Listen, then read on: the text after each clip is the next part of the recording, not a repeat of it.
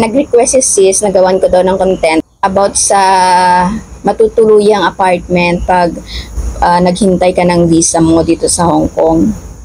Ako kasi noon, naghintay ako ng visa ko sa boarding house. Mayroon ditong pinaparentahan na magbabayad ka lang ng per day. Magkano naman yung babayaran mo per day? Yung boarding house ko kasi noon, 50 yung binayaran ko per day eh. Noon may mga $45 pa, pero ngayon parang $50 up na yung mga boarding house dito eh, per day. Per day yung boarding house dito guys.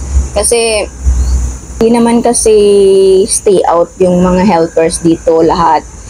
May ilan lang pero hindi talaga kasi pwedeng mag-boarding house yung mga DH dito sa Hong Kong. So, yung mga tumatanggap ng ng mga border per day yung talaga yung nila, yung singila nila. So, maghihintay ka lang naman ng visa mo niyan sis. Hindi naman masyadong matagal pag naghintay ka ng visa mo.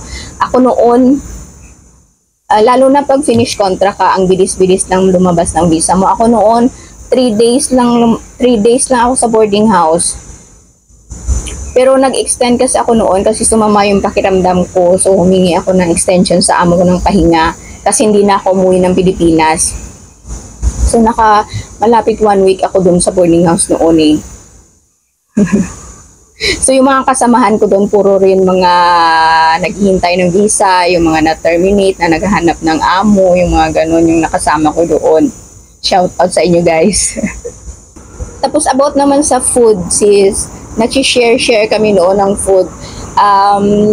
May nagluluto or toka-toka sa pagluluto, toka din sa pamamalengke.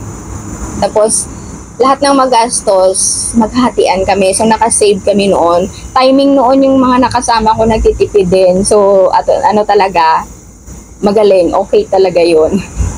Kung sa dati ka na maamo mag-renew ng visa, hindi mo naman kailangan mag-boarding house, di ba? Kung lilipat ka lang ng amo. So, yung iba, pag nakapirma na sila sa amo nila, umuwi na sila sa Pilipinas, magbakasyon, doon na sila naghihintay ng visa nila. Pero nung time kasi nung nag-iba ako ng amo kasi nga lumipat sa China yung amo ko.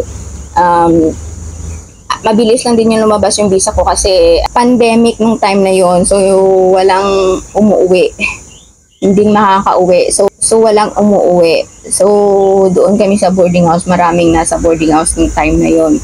Basta yung tips ko lang, pag nag-boarding house kayo, safety nyo lang yung mga personal belongings nyo, lalo na yung pera nyo kasi iba-iba yung mga makakasama nyo sa boarding house. So yun lang yung ingatan nyo. Yun lang siya, sana nasagot ko yung gusto mong malaman kasi yun lang din yung experience ko at nalalaman ko. So bye-bye!